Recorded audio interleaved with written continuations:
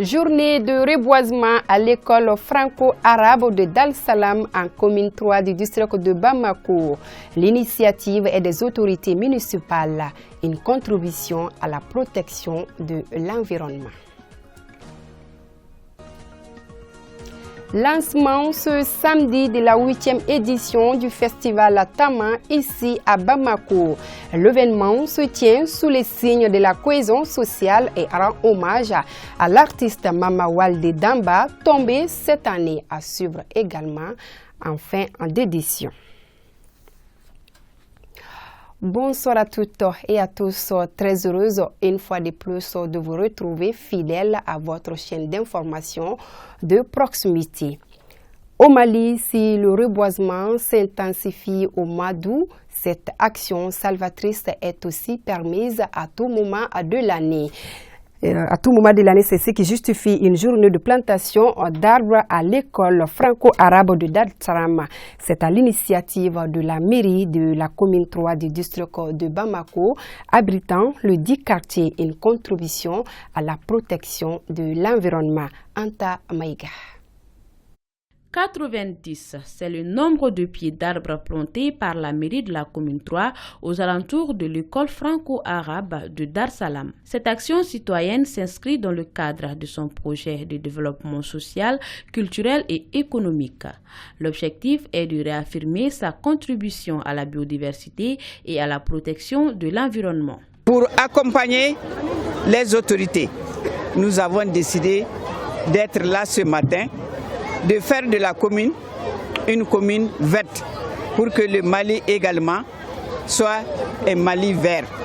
Donc nous sommes là avec l'administration scolaire, ce qui témoigne de la bonne santé entre l'administration communale et l'équipe municipale que je dirige.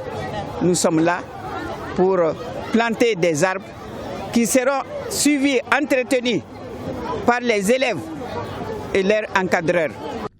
La mairie de la commune 3 vient de prouver que c'est dans l'engagement social qu'on peut réussir le développement.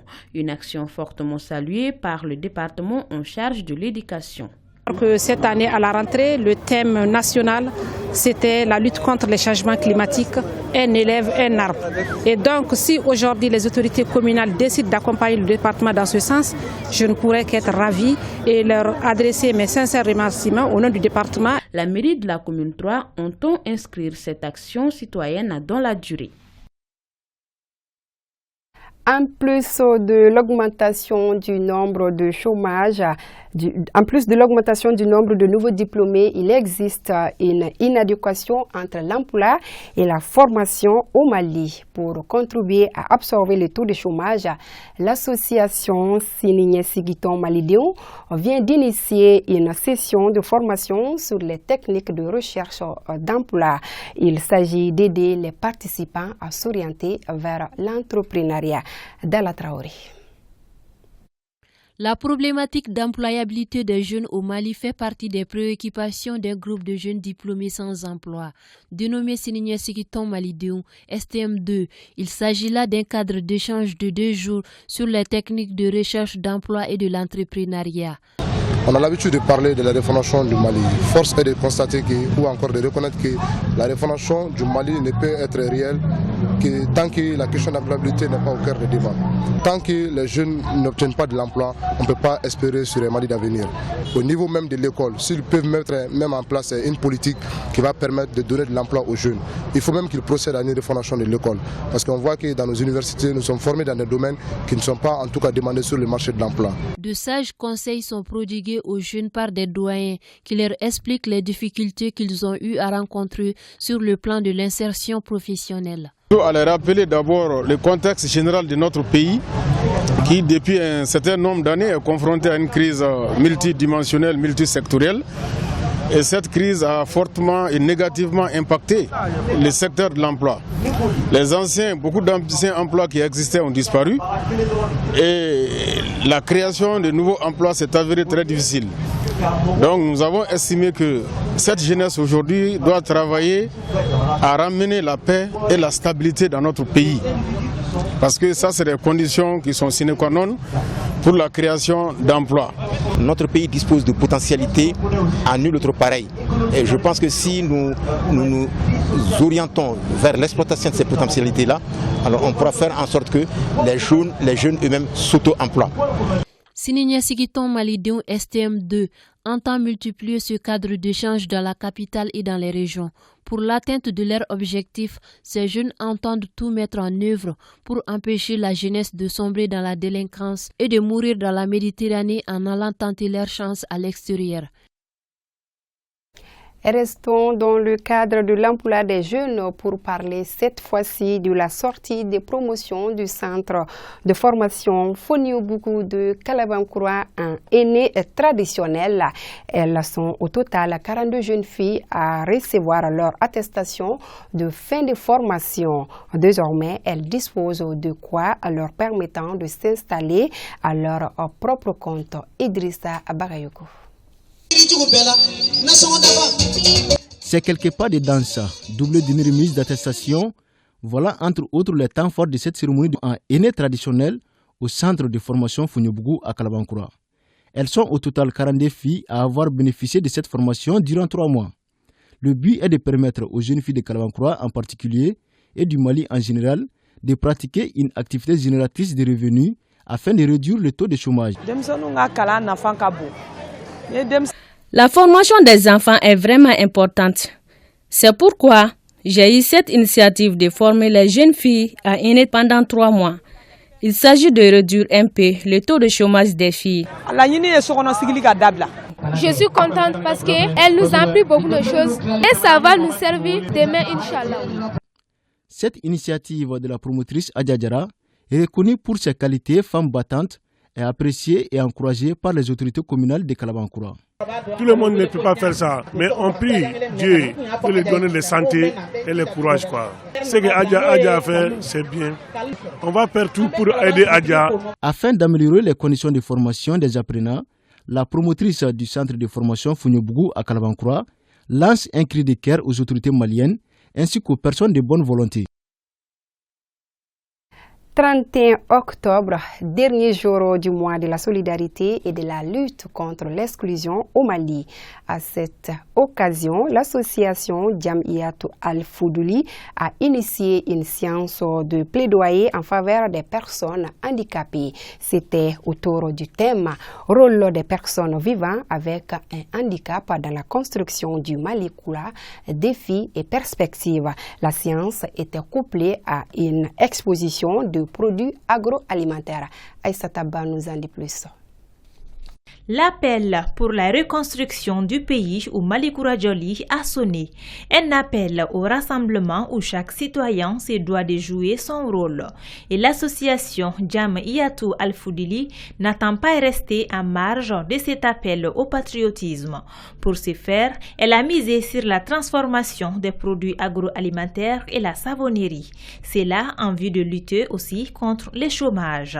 Moi de solidarité dun d'abord un capot aw be se ka fɛn min kɛ k'aw bɔ kɛrɛfɛ den na anw bɛ k'o de kɛ ne sigita parce que ce mois de solidarité est une occasion pour nous les handicapés de se rassembler pour lutter contre l'exclusion sociale car le nouveau Mali a besoin de tous ses fils.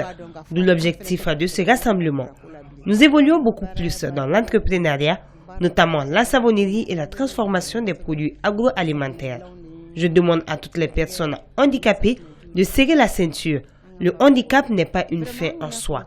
Nous voulons donner une haute image de nous qui n'est pas la mendicité. Cette exposition a été couplée à une rencontre d'échange et de sensibilisation pour la réinsertion des personnes vivant avec les handicaps dans les institutions publiques. Il s'agit également pour l'association de célébrer le mois d'octobre, mois de la solidarité et de lutte contre l'exclusion sociale. Je suis vraiment content de l'initiative de cette jeune association. Son combat est noble. Je leur promets que je serai toujours présent à leur côté en cas de besoin et on va leur associer à nos activités parce qu'elle a compris que le handicap ne peut pas empêcher quelqu'un de travailler et de vivre dignement. L'association mérite d'être soutenue.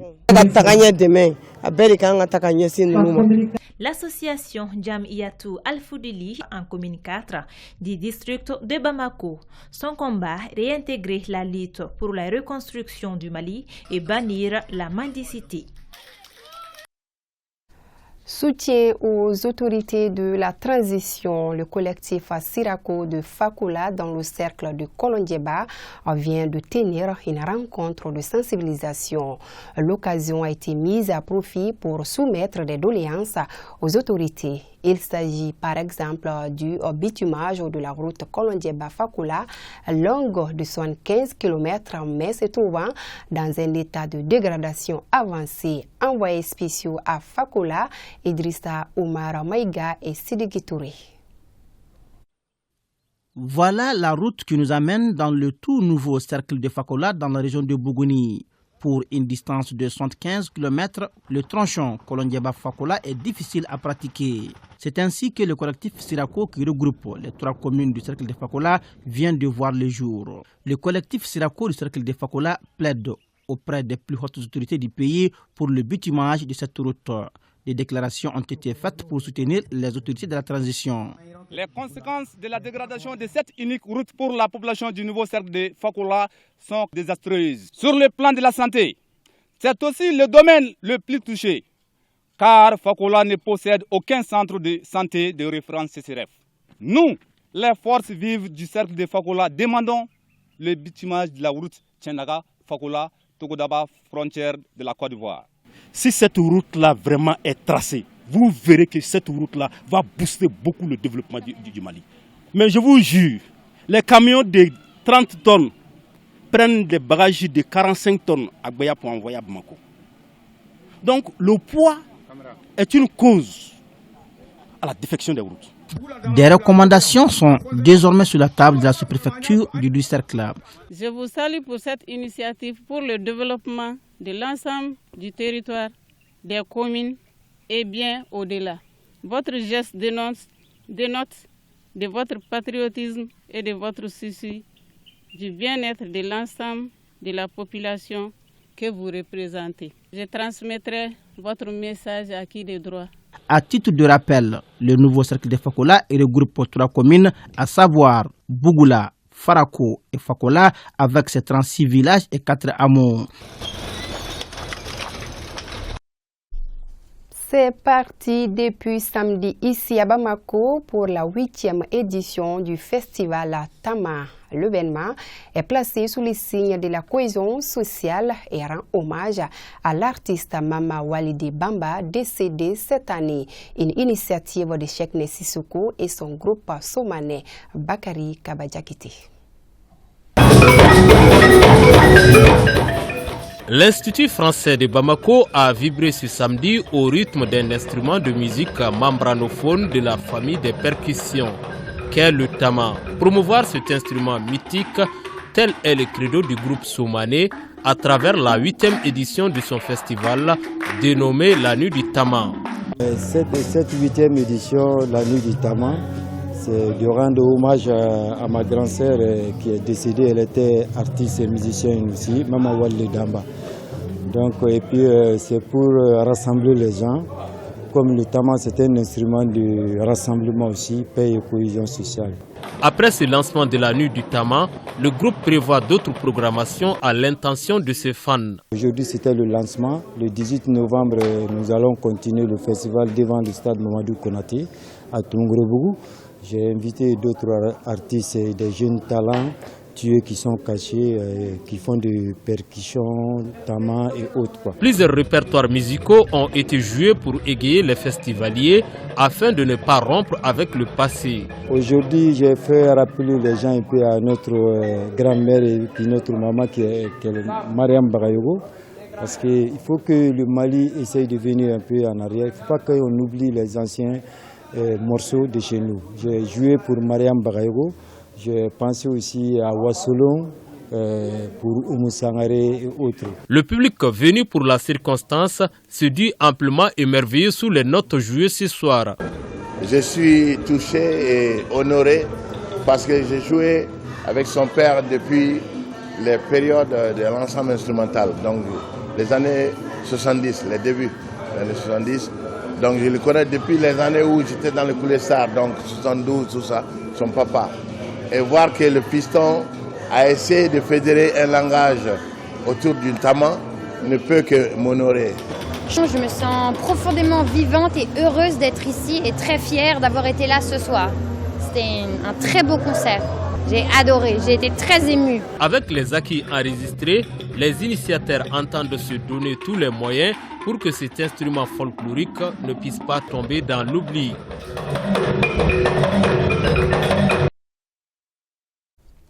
Point Covid dans ce journal sur 243 tests réalisés. On note 2 cas positifs, 0 guéris et 0 décès. 11 personnes sont sous traitement pour vous protéger et protéger les autres. Suivez les mesures de prévention et faites-vous vacciner. Voilà, fin de ce journal. Merci à vous de l'avoir suivi. Je vous donne rendez-vous demain, Inch'Allah, sur ce même plateau et avec le même plaisir. Bonsoir.